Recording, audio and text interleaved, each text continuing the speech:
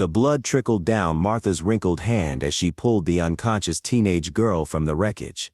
Lightning illuminated the cliff's edge where the car teetered, moments from plunging into the raging sea below. At 73, Martha Blackwood had never expected to be scaling a treacherous cliff during the worst storm to hit Beacon Point in decades. The lighthouse she'd tended for nearly 50 years had witnessed countless disasters, but this one felt different, somehow personal. Perhaps it was the girl's haunting resemblance to her own daughter, lost to her so many years ago. Martha's arthritic fingers worked frantically at the seatbelt while the wind howled around them.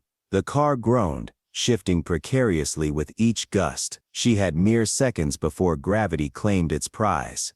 "Hold on, child," Martha whispered, her voice barely audible above the storm. "I won't let you go." With a strength that belied her frail frame, Martha pulled the girl free just as the vehicle lurched forward. The sickening crunch of metal against rock punctuated their narrow escape as the car began its fatal descent into the churning waves below. The girl couldn't have been more than 16, auburn hair matted with blood, pale face ghostly against the dark night. Martha checked for a pulse, relief flooding through her when she felt the faint but steady rhythm beneath her fingertips. Alive. But for how long in this punishing cold? Martha knew the nearest hospital was 30 miles away, and her ancient truck wouldn't make it through the flooded roads. The telephone lines were down, and her cell phone rarely caught signal even on the best of days. The lighthouse was their only refuge, a sanctuary of stone and light that had weathered a century of nature's fury. Summoning strength she didn't know she still possessed, Martha hoisted the girl onto her shoulder in a firefighter's carry she'd learned decades ago. Each step up the muddy path to the lighthouse was agony, her knees threatening to buckle under the weight. But Martha Blackwood was no stranger to burden. She had carried heavier loads than this throughout her long, solitary life. Inside the lighthouse, Martha laid the girl gently on her own bed, the one luxury she'd allowed herself over the years. The first aid kit, meticulously maintained despite the lighthouse's automation 15 years prior, provided the essentials needed to clean and dress the head wound. The girl's breathing remained shallow but stable. As Martha tended to her unexpected guest, memories washed over her like the waves battering the rocks below. She had once been a mother, if only briefly. Her daughter Elizabeth had been taken by pneumonia at just 4 years old, her tiny coffin lowering into the ground on a day much like this one, wild, unforgiving, and raw with grief. Martha's husband, unable to bear the weight of their shared loss, had walked into the sea 6 months later, leaving her utterly alone. The lighthouse had become both her prison and her salvation. Now, as she gently dabbed at the blood on the girl's forehead, Martha wondered if this was a chance at redemption or merely another cruel twist of fate. "You'll be all right," she murmured to the unconscious figure. "I'll make sure of it." 3 days passed before the girl finally opened her eyes, eyes of such a startling blue that Martha gasped when they fixed upon her. "Where am I?" The girl's voice was hoarse, her gaze darting frantically around the unfamiliar circular room with its sparse furnishings. "You're safe," Martha replied, setting down her knitting. "You're in the Beacon Point Lighthouse. I'm Martha. I found you in your car during the storm." Recognition dawned slowly on the girl's face, followed immediately by panic. "The car. Oh God, I was running away. I took my stepdad's car." She attempted to sit up but fell back with a wince. "Easy now," Martha cautioned. "You've had a nasty blow to the head. The car's gone. I'm afraid. Went over the cliff after I got you out." The girl's eyes widened. "You saved my life." Martha shrugged, uncomfortable with the awe in the young voice. "Anyone would have done the same." "No," the girl said firmly. Despite her weakened state, "they wouldn't have. Most people would have called for help and waited. You didn't." There was a wisdom beyond her years in those blue eyes, Martha thought. A hardness, too, the kind that comes from disappointment rather than age. "What's your name, child?" Martha asked, helping her sip some water. "Lily," she responded after a moment's hesitation. "Lily Connor. At least that's what I go by now." Martha noted the qualification but didn't press. Whatever demons had driven this girl to flee in a stolen car during a storm were her own business. "Well, Lily Connor, the roads are still washed out, and the phone lines haven't been restored yet. I'm afraid you're stuck with an old woman for company until help comes. Lily's gaze dropped to her hands. Are you going to call the police? The question hung in the air between them, heavy with implication. Martha studied the girl, the bruise that was emerging on her forearm too old to be from the accident. The wariness in her posture that spoke of constant vigilance. The way she flinched slightly when Martha raised her hand to adjust the window. I think, Martha said slowly, that decision can wait until you're feeling better. Relief washed over Lily's face, and Martha knew she'd made the right choice. Whatever this girl was running from, it wasn't the law that frightened her. As the days stretched into a week, the outside world remained cut off. The storm had devastated the coastal region, and Beacon Point, with its population of barely 200 souls, was low on the priority list for restoration efforts. The radio crackled with reports of widespread damage, but Martha found herself oddly content in her isolation with Lily. For her part, Lily recovered quickly, the resilience of youth working in her favor. By the fifth day, she was able to move around the lighthouse, marveling at the ancient mechanism that still rotated the beacon each night, and the spectacular views from the gallery. Have you always lived here? Lily asked one evening as they shared a simple meal of fish stew. Martha nodded. Nearly 50 years now. My husband was the lighthouse keeper before automation took over. After he passed, I stayed on as caretaker. Don't you get lonely? The question was innocent, but it pierced Martha like a blade. Lonely. The word seemed inadequate to describe the vast emptiness that had characterized most of her existence. I have my books, she answered, gesturing to the shelves that lined the walls. And the sea. It's never the same 2 days running, always changing, always talking. Hard to be lonely with such a conversationalist outside your window. Lily smiled, but her eyes held understanding beyond her years. You're lying, she said simply. But that's okay. I lie too. As Lily's strength returned, so did her utility. Martha found her to be a willing and capable helper around the lighthouse. Together they cleaned the lens, polished the brass fixtures, and repaired a section of the gallery railing that had come loose during the storm. Martha discovered that Lily had a quick mind and nimble fingers. She absorbed knowledge like a sponge, how to trim a lamp wick just so, which cleaning compounds would damage the historical fixtures, the correct way to log weather observations. When Martha revealed her small collection of broken electronics that needed fixing, a radio, an ancient clock, the temperamental generator, Lily's eyes lit up. I can fix these, she said with confidence. Someone taught me about electronics. By the end of the second week, the radio was working perfectly, the clock was keeping time again, and the generator ran more smoothly than it had in years. Martha watched in amazement as Lily's slender fingers manipulated tiny components with surgical precision. You have a gift, Martha told her, as Lily reassembled the weathered barometer that had hung non-functional beside the lighthouse door for decades. Lily shrugged, but Martha caught the pleased flush on her cheeks. Just something I picked up. That evening, as they sat by the fire in Martha's small living quarters, Lily finally began to talk. The words came hesitantly at first, then in a rush, like water breaking through a dam. My mom died when I was 12, she said, staring into the flames. Cancer. It was just me and Dad for a while, and that was okay. He drank sometimes, but he was never mean about it. Just sad. She paused, fiddling with the sleeve of her borrowed sweater. Then he met Helen. She seemed nice at first, but after they got married, everything changed. Martha remained silent, allowing the girl's story to unfold at its own pace. Helen has a son, Trevor. He's 22 and still lives at home. Lily's voice faltered. He started coming into my room at night, just to talk, he said. But then, Martha's heart constricted. She reached out and covered Lily's trembling hand with her own weathered one. You don't have to say it, child. Lily nodded gratefully. I told Dad, but Helen convinced him I was lying, trying to break them up because I was jealous. Dad started drinking more. Then Helen suggested I see this therapist. her friend who diagnosed me with some disorder that makes me create false narratives for attention. Her laugh was bitter.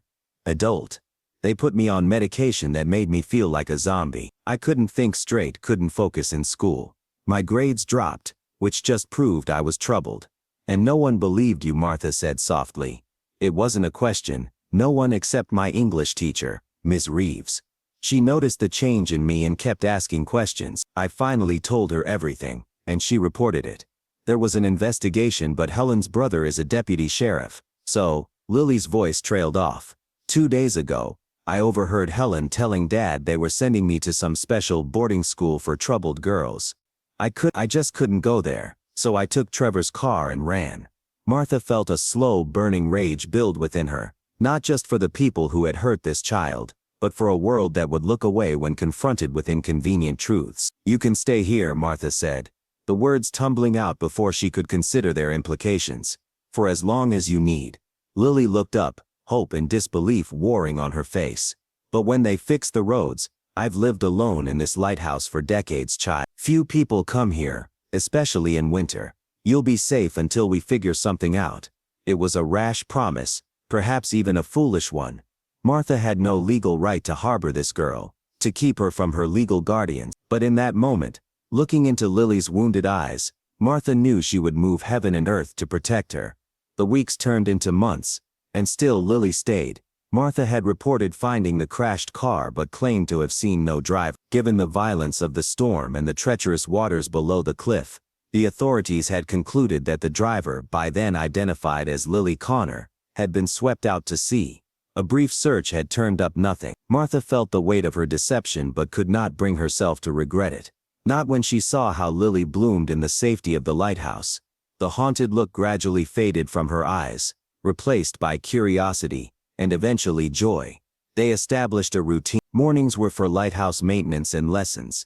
Martha was determined that Lily's education would not suffer during her exit. The girl proved to be a voracious learner, devouring the books Martha ordered from the mainland, and completing the correspondence courses. Martha arranged under her own name. Afternoons were often spent walking the deserted beaches, collecting shells and sea glass, or exploring the coastal forest. Martha found herself seeing the familiar landscape through new eyes, rediscovering wonders she had long since taken for granted. In the evenings they would cook together, play chess or simply talk. Martha shared stories of her life, of Elizabeth and her husband William, of the ships she had seen come and go over the decades. Lily taught Martha about the modern world, explaining internet concepts, describing movies and music Martha had never experienced, sketching designs for devices she dreamed of building one day. Winter gave way to spring, then summer. With the warmer weather came increased boat traffic and the occasional tourist hiking along the coastal trail. During these times, Lily would retreat to the hidden room beneath the lighthouse, a storage space converted to a cozy sanctuary where she could read or work on her electronic projects when strangers approached. Only once did they have a close call. A police officer following up on the missing person case stopped by to ask if Martha had noticed anything unusual the night of the storm. With Lily concealed below, Martha had served the young officer tea, reminisced about her late husband, who had been friends with the officer's grandfather, and gently steered the conversation away from the present concern. He had left with nothing but a promise to check in occasionally, and make sure Martha was managing on her own. You could have told him, Lily said that night after the officer had gone. It would have been easier for you. Martha snorted. Easier isn't always right, child. Besides, who would keep this old lighthouse running without you? My hands aren't what they used to be. It was true. The arthritis that had plagued Martha for years was worsening, making the maintenance of the lighthouse increasingly difficult. Lily had taken over many of the physical tasks, climbing the spiral staircase to the lantern room with ease, hauling supplies and making repairs that Martha could no longer manage. Together they had transformed the austere lighthouse into a home. Lily's handmade curtains brightened the windows, and the garden she had planted produced vegetables and flowers in colorful profusion. Martha, who had subsisted on the simplest of meals for decades, found herself enjoying the inventive dishes Lily created. For her 17th birthday, a date Martha had to estimate, as Lily couldn't risk revealing her real identity, Martha gave her a set of specialized tools for electronics work. Lily's gift to Martha was more profound. She had restored the old photograph of William and baby Elizabeth, damaged by years of salt air, and placed it in a frame fashioned from driftwood. Looking at her family's faces clear and vibrant again after so long, Martha felt tears spring to her eye. "How did you do this?" Lily shrugged, pleased yet embarrassed by Martha's emotion. "I scanned it and used a program to restore the image, then printed it on archival paper. It wasn't that hard, but it was. It was a miracle to Martha. This reclaiming of what she had thought lost forever, much like Lily herself." As Lily's 18th birthday approached, Martha faced the reality that their idyll could not last forever. The girl had her whole life ahead of her, a life that should include education, opportunities and people her own age. Yet the thought of losing her was like contemplating the amputation of a limb. They were walking along the beach, one crisp autumn afternoon, when Martha broached the subject. "Have you thought about what you want to do next, child? Now that you're nearly of age?" Lily bent to pick up a perfect sand dollar, adding it to her collection. I hoped I could stay here with you." The words warmed Martha's heart even as she shook her head. "This lighthouse has been my whole world, but it shouldn't be yours. You have gifts that should be shared, a mind that needs proper challenging. I'm learning more with you than I ever did in school," Lily protested. "That may be true, but there are things I can't teach you. And you deserve a chance at a normal life, friends. Maybe college, a career using that brilliant mind of yours." Lily was quiet for a long while, the only sound the rhythmic wash of waves against the shore. "What if I don't want norm? What if this," she gestured to the lighthouse standing sentinel on the cliff above them, "is what makes me happy?" "Is it really?" Martha asked gently. "Or is it just safe?" The question hung between them, unanswered but unavoidable. That night, Martha woke to the sound of Lily crying softly in her room. She hobbled across the cold floor, her joints protesting, and found the girl curled around her pillow, shoulders shaking. "I had a dream," Lily whispered as Martha lowered herself onto the edge of the bed. "I was back there, with them. Trevor was at my door, and no one would help me. No one but you." She looked up, her face wet with tears. "I'm scared, Martha. What if I leave and there's no one like you out there?" Martha gathered the girl in her arms, rocking her as she once had her own child. "Oh, my dear heart. The world can be cruel, it's true, but it can also be wonderfully kind. You've seen the worst of people, now it's time to discover the best." "But what about you?" Lily asked, pulling back to search Martha's face. "Who will take care of you if I go?" The question pierced Martha to her core. Who indeed? She had been alone for so long that she had forgotten what it was to be cared for, to matter to another human being. These 2 years with Lily had reminded her, had brought her back to life in ways she hadn't realized she needed. "I've managed for 75 years, Martha said, forcing a smile. "I suspect I can manage a few more." But later, lying awake in her own bed, Martha confronted the truth. She was failing. Her body, which had served her so faithfully for decades, was beginning to surrender to time. The day would come, perhaps sooner than she cared to admit, when she could no longer climb the lighthouse stairs, when the isolation that had once been her comfort would become her danger. Morning brought resolution. Over breakfast, Martha laid out her plan. "I've been thinking," she said, pouring tea for them both. "What if we compromise? You should go to college. There's a community college in Westport, about 40 miles from here. You could take classes in electronics or engineering, whatever interests you, but you wouldn't have to live there. You could commute." Lily's face brightened. "You mean keep living here with you?" "For now," Martha nodded. "But we'll need to make some changes. First, you need a proper identity. I have a friend, a lawyer in Westport, who helped me with my will years ago. He's a good man, discreet.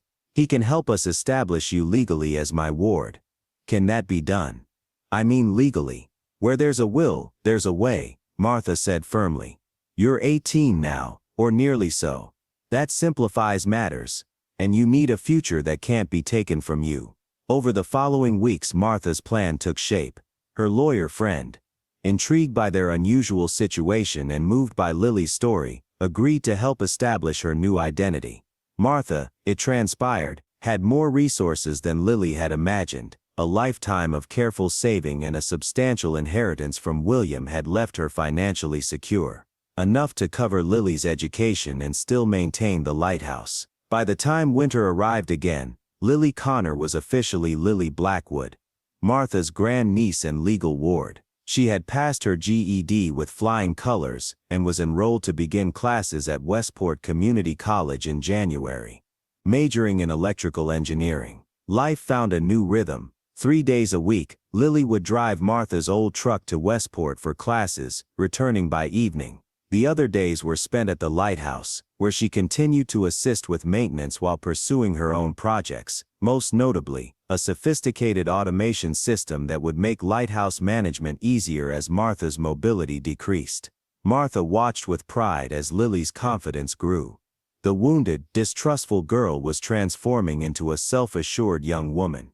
She made friends at college, occasionally bringing them to the lighthouse for study sessions or weekend visits. Martha delighted in the sound of young voices filling the old stone tower, in the way Lily's face lit up when she discussed her classes or debated ideas with her peers. And if sometimes Martha felt a pang, knowing that Lily's world was expanding beyond the narrow confines of Beacon Point, she kept it to herself. This was as it should be. This was what she had saved Lily for, not to clip her wings, but to give her the safety to spread them. 5 years passed in this way. Years that Martha would later count among the happiest of her long life. Lily graduated from the community college with top honors and won a scholarship to a prestigious engineering program at MIT.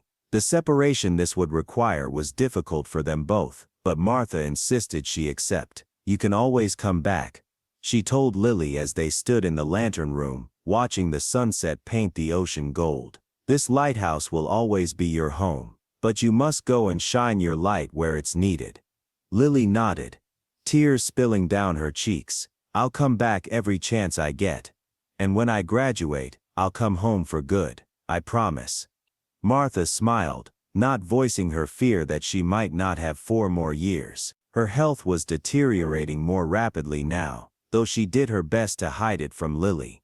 The girl, woman now, had enough to worry about without adding Martha's frailty to her burdens. True to her word, Lily returned as often as her demanding studies allowed, summers, holidays, occasional weekends. She filled the lighthouse with stories of Boston, of her classes and professors, of the internship she'd secured with a company developing sustainable energy solutions. Martha savored these visits, storing up memories like provisions for the lean times between. During Lily's absences, Martha managed as best she could.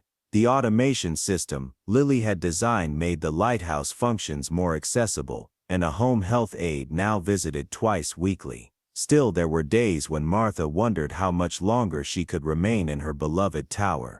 How much longer before she would have to surrender to the constraints of age and infirmity. It was during Lily's final year at MIT that Martha suffered her first stroke. Minor, the doctors called it. But it left her right side weakened, and her speech occasionally slurred. She downplayed the incident in her weekly phone calls with Lily, not wanting to distract her during her critical last semester. But secrets have a way of revealing themselves. A neighbor, checking on Martha after several unanswered phone calls, found her collapsed in the kitchen and called an ambulance. The hospital in turn called Lily, listed as Martha's emergency contact. Lily arrived within hours, having driven through the night from Boston. She burst into Martha's hospital room, face pale with fear, only to find the old woman sitting up in bed, arguing with a nurse about returning home. "You're supposed to be finishing your senior project," Martha said by way of greeting, dismayed to see Lily standing in the doorway. "And you're supposed to tell me when you're hurt," Lily countered, crossing to the bed and taking Martha's gnarled hand in hers. "No more secrets, remember. We promised." Martha sighed, squeezing Lily's fingers weakly. "It was just a little tumble, nothing to worry about." The lie dissolved under the intensity of Lily's gaze. "The doctor says you had a stroke 3 months ago that you never told me about. And now this one. Martha, you can't stay at the lighthouse alone anymore. It's not safe." "It's my home," Martha protested, hating the quaver in her voice. "Where else would I go?" Lily's answer was immediate and firm. "Nowhere. You're staying right where you are. But I'm coming home. Your studies are nearly finished. I can complete my project remotely. My professors have already approved it. Martha wanted to argue further, but the relief of not facing her decline alone was overwhelming. She closed her eyes, feeling tears leak from beneath her lids. I'm sorry to be a burden. A burden? Lily's voice cracked. Martha, you saved my life. Not just from the crash, from everything. You gave me a home when I had nowhere. You believed me when no one else would. You loved me when I thought I was unlovable. She pressed Martha's hand to her cheek. Let me do this for you. Let me help you stay where you belong. And so Lily came home, not as the broken girl Martha had rescued, but as a capable young woman with plans and resources and determination. She arranged for better medical care, installed equipment to make the lighthouse more accessible, and completed her degree via distance learning, all while caring for Martha with unwavering devotion. Martha watched with wonder as Lily transformed their home once again. Solar panels appeared on the outbuildings, reducing their dependence on the temperamental generator. A small elevator was installed alongside the spiral staircase, allowing Martha to reach the lantern room even on her worst days. The garden expanded, producing enough vegetables to supply them year-round. Most impressive was the system Lily designed to monitor Martha's health remotely.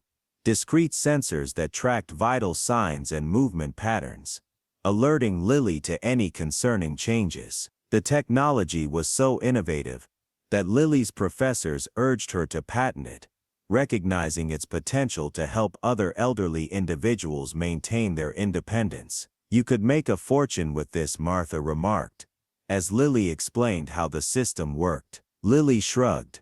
That's not why I built it. I built it for you. Martha's 80th birthday dawned clear and bright. A perfect June day. From her bedroom window, she could see that Lily had been busy in the garden since dawn, preparing for the small celebration they had planned. A few neighbors would join them, along with Martha's doctor and Lily's close friend from college who visited often. Just enough company to make the day special without overwhelming Martha's limited stamina. As she watched Lily arrange flowers on the outdoor table, Martha reflected on the strange turns her life had taken. 20 years ago, she had been a lonely old woman waiting to die in her lighthouse. The world narrowed to daily routines and fading memories. Now, improbably, she had family again, not of blood but of choice, of love freely given and returned. The sound of a car approaching drew Martha's attention. It was too early for their guests, and she didn't recognize the sleek black vehicle that parked beside Lily's truck. A man emerged, tall, well-dressed, middle-aged, and approached Lily hesitantly.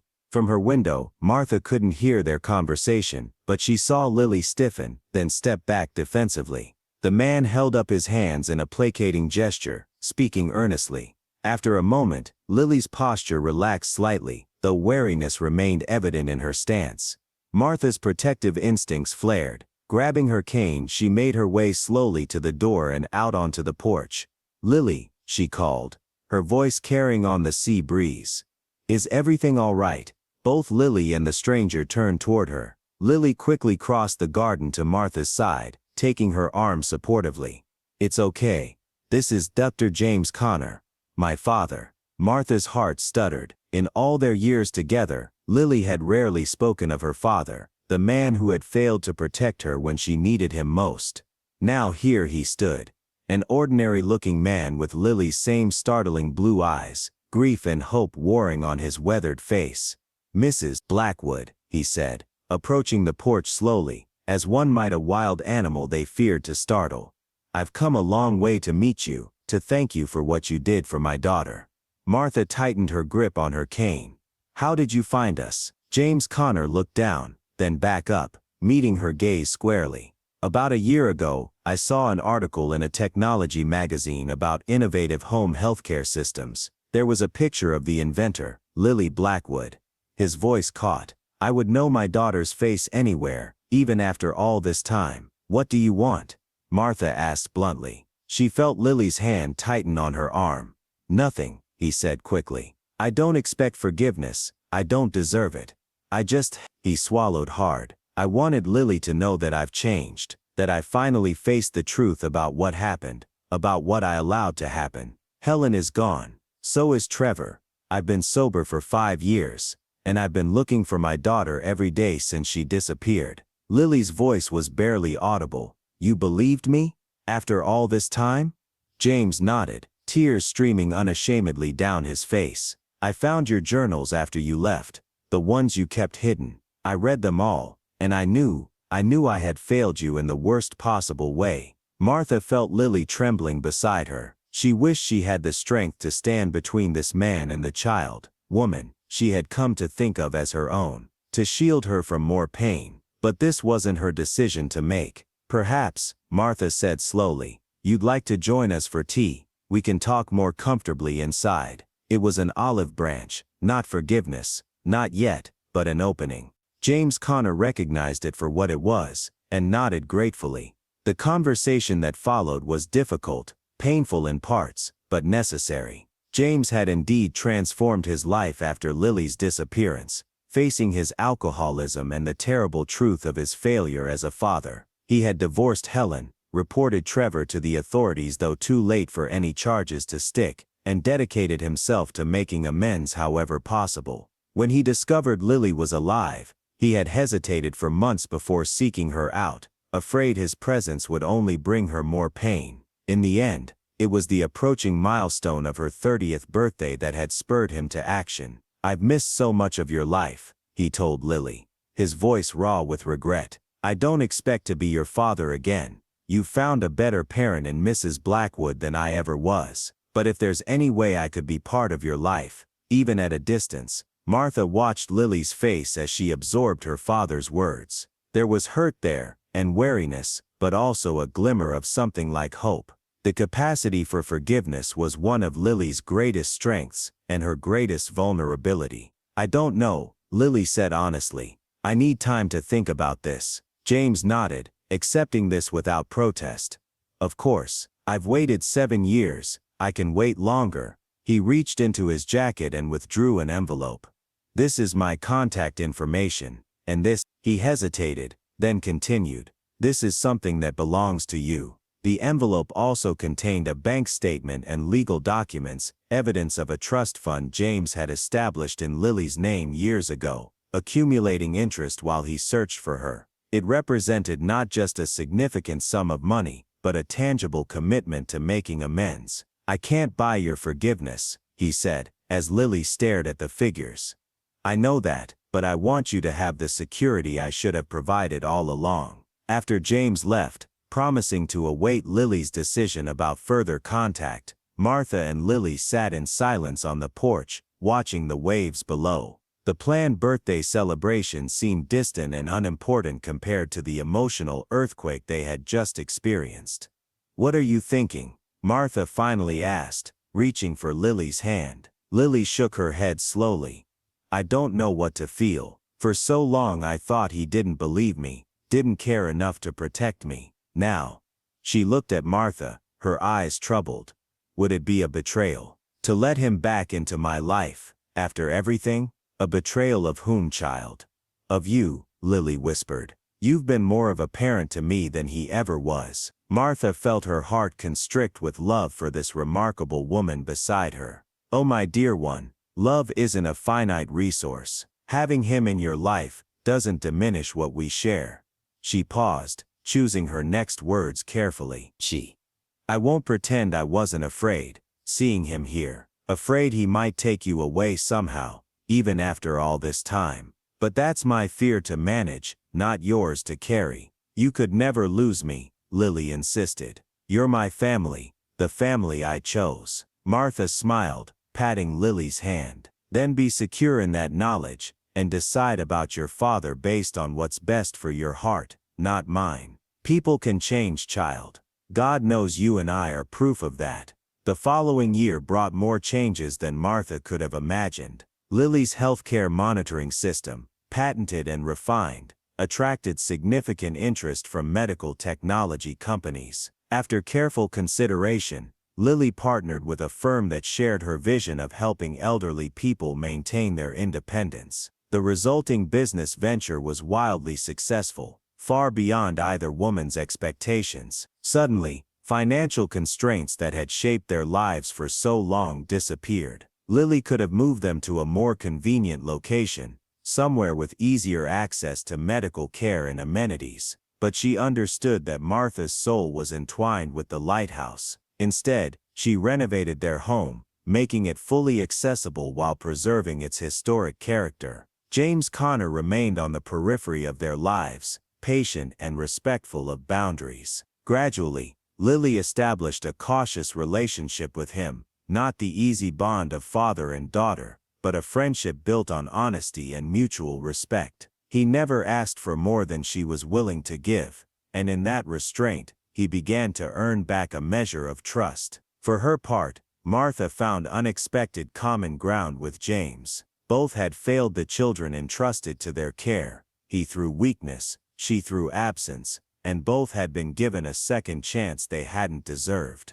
Their shared love for Lily created a bridge between them, tenuous at first but strengthening with time. As Martha approached her 85th birthday, she faced the reality that her time was growing short. The strokes had left her increasingly frail, her once sharp mind occasionally foggy. On her good days, she could still enjoy the lighthouse and garden. On bad days, she was confined to her bed, dependent on Lily's gentle care. It was on one of her better days. Did this story touch your heart? We'd love to know your thoughts in the comments below. If Martha and Lily's journey moved you, help us create more powerful stories by hitting that like button and subscribing to our channel. Each share brings these meaningful stories to someone who needs to hear them. Join our storytelling family. Your support makes these moments of inspiration possible.